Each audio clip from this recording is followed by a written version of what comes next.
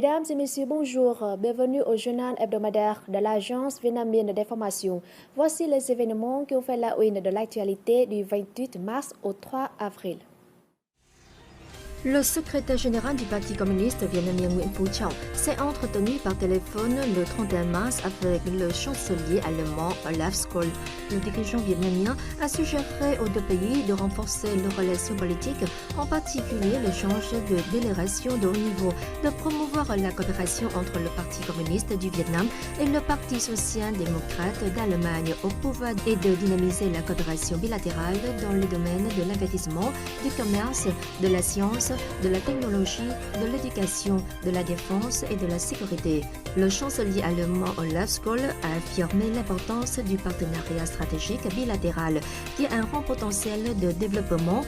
Il a proposé aux deux pays de renforcer leur coordination au sein des forums internationaux, d'intensifier la coopération économique en profitant des retombées de l'accord de libre-échange UE-Vietnam et de mettre en œuvre efficacement les projets allemands au Vietnam, en particulier les projets d'adaptation au changement climatique et de lutte anti-Covid-19. Le vice-premier ministre Le Minh Khai a salué les contributions importantes des jeunes entrepreneurs et de leurs associations au cours du dernier mandat. Le dirigeant les a appelés à être avant-gardistes dans tous les domaines, en particulier dans le développement des sciences et des technologies, dans l'innovation, dans le partage de la responsabilité sociale et dans l'ouverture à l'international. Lors du congrès, les participants ont évalué les activités de l'Association des jeunes entrepreneurs vietnamiens au cours du dernier mandat et proposé des mesures pour renforcer le rôle des jeunes entreprises dans le développement du pays, pour promouvoir l'entrepreneuriat chez les jeunes et pour fédérer les jeunes hommes et femmes d'affaires vietnamiens de l'étranger.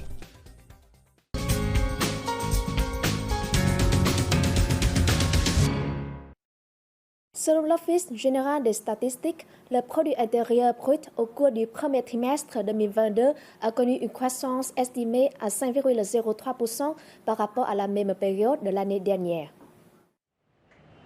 L'économie vietnamienne pendant les 3 premiers mois a connu de nombreux changements positifs par rapport à 2021, dont la reprise des services et le développement de l'industrie.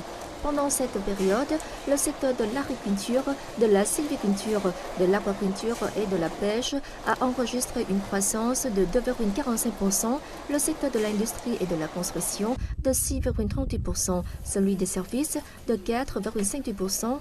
Concernant la structure économique, le premier a représenté 10,94% du PIB national, le second 37,97% et le troisième 41,70%. Au premier trimestre, le commerce extérieur du Vietnam a atteint 176,35 milliards de dollars, sur un bond de 14,4% en glissement annuel. Les exportations ont affiché une croissance de 12,9% et les importations de 15,9%. Le constructeur automobile vietnamien VinFast et les autorités de l'État de Caroline du Nord aux États-Unis ont signé le 30 mars un protocole d'accord sur la construction de la première usine de voitures VinFast sur le marché nord-américain. Représentant un investissement de 2 milliards de dollars pour la première phase, ce projet devrait créer des milliers d'emplois locaux. L'usine de VinFast sera installée dans la zone industrielle de Triangle Innovation Point, d'une superficie de 800 hectares. L'usine sera mise en chantier en 2022 et entrera en service en juillet 2024 avec une capacité prévue de 150 000 voitures par an. Le président américain Joe Biden a salué la construction d'une usine de véhicules électriques dans le comté de Chatham de la Caroline du Nord, le considérant comme le dernier exemple de la stratégie économique des efforts de l'administration vietnamienne pour construire une économie d'énergie propre, contribuant à reconstruire ainsi les chaînes d'approvisionnement et à réduire les coûts pour les Américains. La secrétaire au commerce de Caroline du Nord, Michelle Baker Sanders, a exprimé sa joie de voir VinFast choisir la Caroline du Nord comme lieu de lancement de ses activités de production en Amérique du Nord.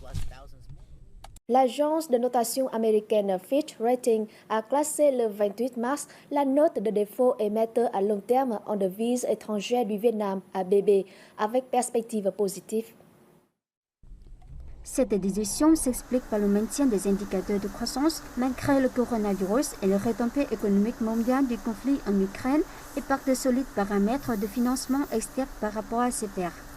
Fitch prévoit une croissance du PIB de 6,1% en 2022 et de 6,3% en 2023 contre 2,6% en 2021 en raison de la reprise de la demande intérieure, de l'augmentation des exportations et des entrées d'investissement directs étrangers. La mise en place du programme de redressement économique avec de fortes mesures financières et monétaires permettra au Vietnam de reprendre son rythme de croissance à moyen terme.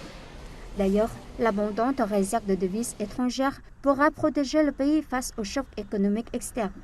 Selon Fitch, les actions visant à maintenir la stabilité macroéconomique et à renforcer le cadre juridique permettront d'améliorer la note du Vietnam dans l'avenir. Le Vietnam a connu une croissance étonnante de l'énergie solaire en 2021, car il a augmenté sa production de 337% en une seule année pour devenir le 10e plus grand générateur solaire au monde, selon une revue globale de l'électricité 2022 du Centre de réflexion Eber.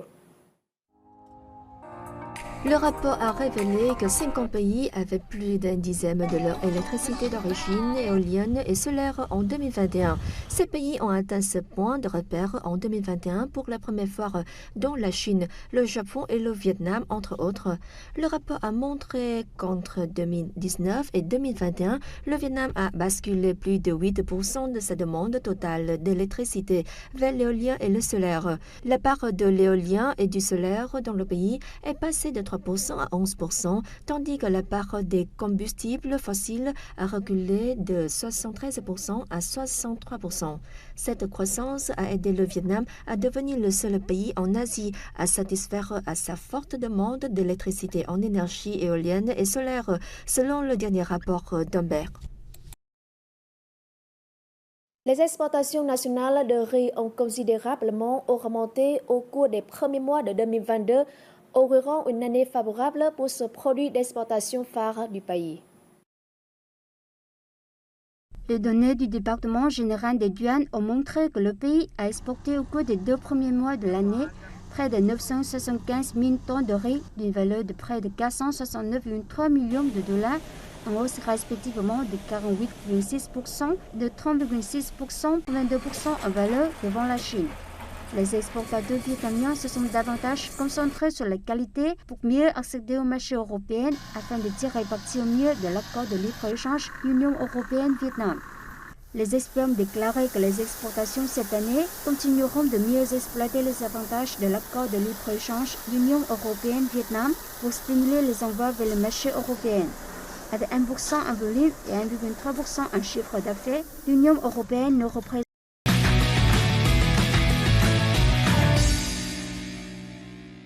La société par action Kadokawa a présenté le 38 mars une série de bandes dessinées sur le football vietnamien qui sera publiée fin mai prochain au Vietnam. Intitulé Single, ce manga de l'artiste japonais Papa Tamio raconte l'histoire d'un garçon dont le père est brésilien et la mère vietnamienne et son nom vietnamien est Seul. Sa famille a déménagé au Vietnam lorsque son père a pris un emploi dans le pays. Lors d'une réunion avec l'ambassadeur vietnamien au Japon, Vũ Hồng Nam, le directeur de publication de Kadokawa, Aoyagi Masayuki, a déclaré avec le soutien de la maison d'édition Kingdom du Vietnam, Kadokawa avait développé cette série de mangas dans l'espoir d'aider les enfants des deux pays à trouver la joie dans le sport et à mieux comprendre le travail d'équipe. Kadokawa souhaite offrir 1000 exemplaires aux enfants vietnamiens par l'intermédiaire de l'ambassade du Vietnam au Japon. Auparavant, tous les éditeurs au Japon, dont Kadokawa, ne coopéraient qu'avec des partenaires vietnamiens pour traduire les mangas japonais en vietnamien et les publier ici. Cependant, nous avons constaté qu'en procédant ainsi, le personnage principal ne reflétait pas correctement la culture vietnamienne. Nous avons donc décidé de construire une série de bandes dessinées se déroulant au Vietnam et conformes à la culture du peuple vietnamien. L'ambassadeur vietnamien Vũ Hồng Nam a remercié Kadokawa pour son idée de publier ce manga, soulignant qu'il s'agit d'un événement significatif dans le contexte où le Vietnam et le Japon célébreront en 2023 le 5e anniversaire de l'établissement de leurs relations diplomatiques. Notre idée est d'essayer de développer plus de bandes dessinées comme Sungun, puis nous les transformerons en films d'animation pour partager aux 4 coins du monde notre amour pour le football, le vietnamien, les sites pittoresques ainsi que les plats vietnamiens et les bâtiments célèbres.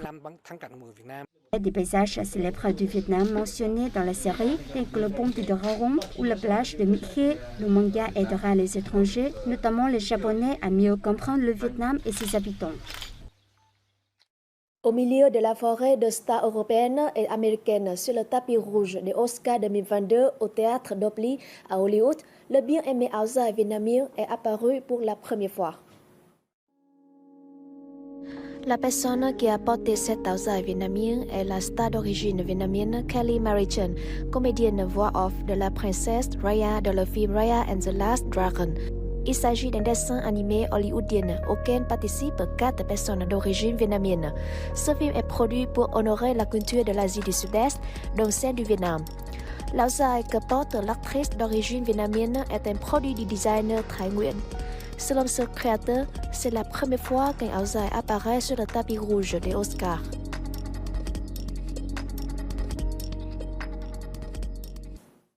La province de Quảng Nam intensifie ses efforts pour achever la construction du site écotourisme de Cổng Trời Đông Giang, porte du paradis Đông Giang, puisqu'elle accueille l'année nationale du tourisme 2022 sous le thème Quảng Nam, destination de tourisme vert. Ce site touristique devrait apporter une expérience incroyable aux visiteurs qui connaissent déjà l'ancienne ville de Hội An ou le sanctuaire de Mỹ Sơn. Avec 68 millions de dollars dans sa première phase de construction et s'étendra sur 120 hectares à travers les communes montagneuses de Mako et Kadang dans le district de Đông Giang. Malgré de formidables défis en termes de terrain difficiles et de pandémie en cours, les parties compétentes travaillent d'arrache-pied pour que le site puisse être mis en service ce deuxième trimestre. Avec le soutien des autorités locales, nous mettons tout en œuvre pour accélérer la construction en espérant le mettre en service au deuxième trimestre. Le site créera des emplois locaux tout en contribuant à préserver les traditions et coutumes des habitants locaux de l'ethnie Cơ Tu.